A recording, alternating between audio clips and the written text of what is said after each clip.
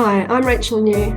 I'm a dating and relationships coach in London, and I'm here to talk about how to have good conversations when you meet new people, whether on dates or at singles nights.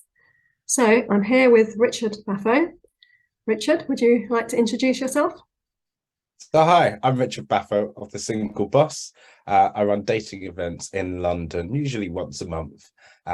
We encourage people from all different kinds of backgrounds who are business-minded to come along and meet new people. Great. So today we're going to be talking about and demonstrating some ways in which you can have a really good conversation, whether it's at a dating event or a business networking event, or even just socializing with friends.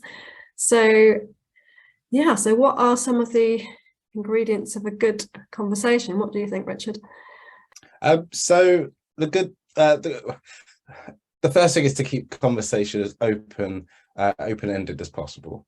To come along with, in a sense, good posture, good pose, and be able to switch things if the conversation seems to be dying out a little bit, or making sure that you feel comfortable with the topics that are discussed, being able to move the conversation on as well. Great. So I think the idea of being able to be relaxed and be yourself is really important, isn't it? So that's a good sign if the other person can make you feel that way. Yes, really, really important to come along, especially to these kind of events, relaxed, ready to talk, and you feel like you can get along with people in the room as well. I guess part of that is like how you feel about yourself. So if you're feeling good about yourself and you feel like you've got something of value to contribute to the conversation, and if you feel like you're good at making other people feel at ease and make other people feel good, then that's a good starting point. I think that vibe really comes across, doesn't it? If you're feeling good about yourself. Yes, exactly right. And there's small things you can do before an event just to make you feel great. For example, I like to just have a little breathing exercise, or maybe sometimes I like to shout. It really depends on my mood. And let's say I've been working early that week. Sometimes you just kind of need to shake things off to really get started. But there are ways and means of doing so. Yeah, you can do a bit of mindfulness in the loos beforehand, just like how's your body feeling? Is any bits of me feeling tense? And just remind yourself of what it is that you like about yourself, and that you don't have to compare yourself to other people. Or some people can be quite anxious. Am I coming across in the right way? Am I making a fool of myself? Am I annoying the other person? So I think, it's good to work on those things first. Maybe some coaching can be good for that kind of thing. But I think one thing that we can all do, regardless of how good our skills are at being entertaining or thinking of exciting questions to ask, is that we can make the other person feel good, and we can focus on making the other person feel at ease, and making them feel good about themselves. Then takes the focus off you, stops that little voice in your head that's saying, what impression am I making? Am I coming across really badly? And you're just focusing on, how can I help the other person to feel good about themselves? I think almost all of us probably already have that skill to some extent, regardless of our sort of ability to entertain, which is sometimes what we feel under pressure to do, I think. Indeed, it's in a sense reminding ourselves of why we're here and the purpose of it. Essentially, with most of the events, people are here to essentially meet other people. With that common ground, it's a really good thing. There's no ambiguity as to the reason why people are here. The only ambiguity really is what kind of person they're looking for, and actually a good conversation allows you to really understand by the end of the conversation, essentially, whether you might want to continue a conversation with that person later down the line. Obviously, we're not here to have proposals by the end of the evening, but just a way to kind of say, hey, I've met you. You're someone in this world I would like to meet and continue. Would you like to do the same? So that's a really, really good kind of aspect to the events that I love about it. I think that it's important to think about what's the purpose of the conversation at the whatever event you happen to be, or what if you're on a date or at a dating event. So there's so many different purposes for conversations, and like sometimes a conversation can be just to exchange information. Sometimes it's to exchange points of view or to try and understand someone else's perspective or experience.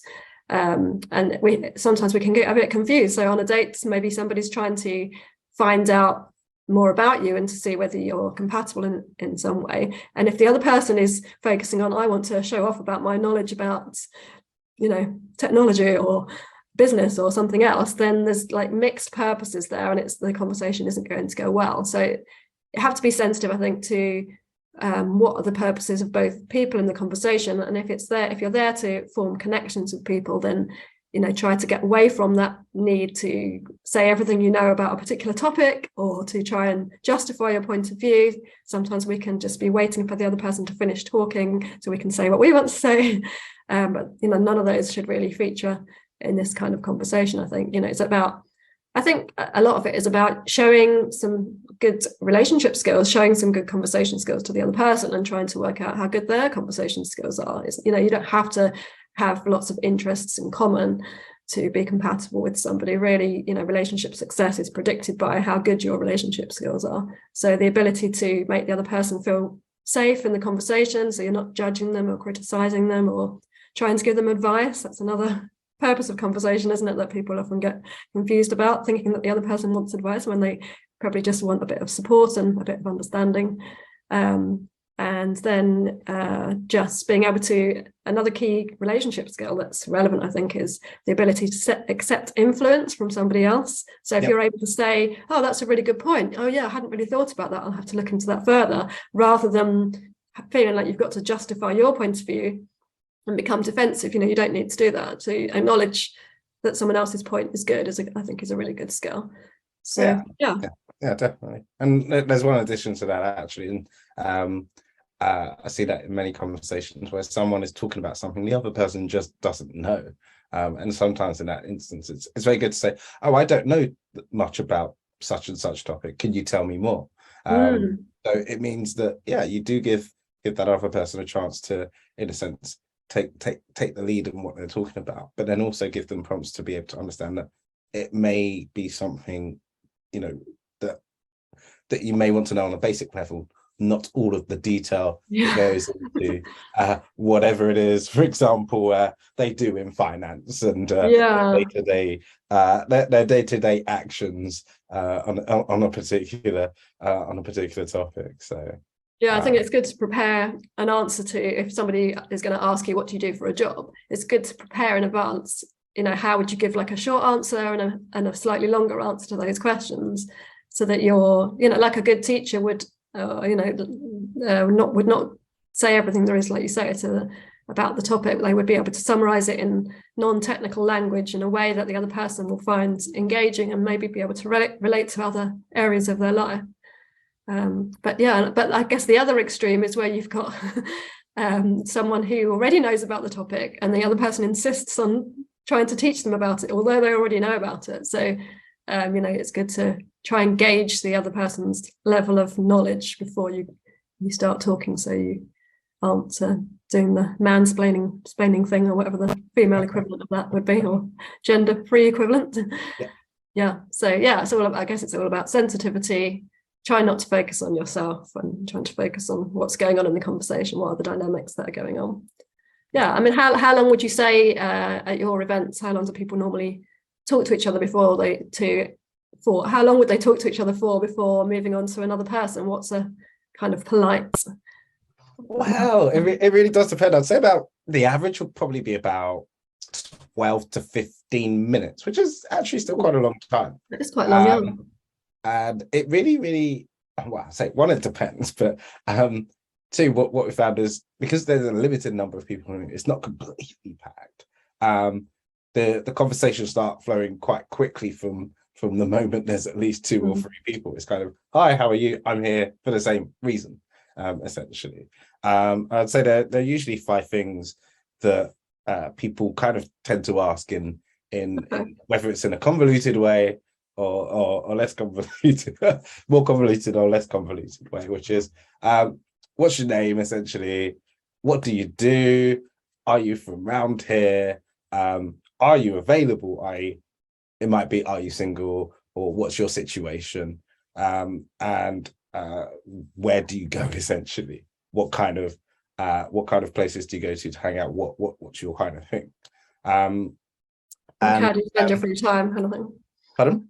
How you spend your free time? Exactly. It can. Yeah.